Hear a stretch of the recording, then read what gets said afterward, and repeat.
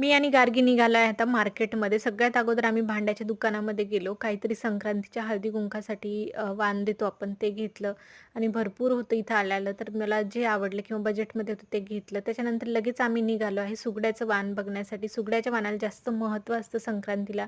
ते घेतलं. आता इथे होते ते ₹100 चे 5 आणि ₹80 चे 5 मी घेतलेले आहेत. कोणते घेतले मी तुम्हाला दाखवतेच. बोरं वगैरे घेतली. घरी आलो मस्त चहा घेतला गरम-गरम आणि पतंगी बघा तुम्ही किती उडत आहे आकाशामध्ये.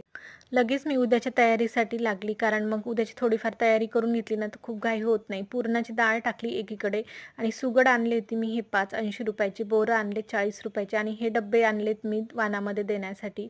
तर अशा प्रकारे आपल्याला सुगडाला 5 बोटं लावायचे असतात हळदी-कुंकाचे आणि अशा धाग्याने पांढऱ्या गुंडाळून घ्यायचं असतं. गहू घेतलेले आहेत आणि त्याच्यामध्ये गाजर, बोरं, वाणाची पूर्ण तयारी आजच करायची असते. तर कसा वाटला तुम्हाला आजचा व्हिडिओ? आवडला असेल तर लाईक आणि शेअर करा, सबस्क्राईब करायला विसरू नका.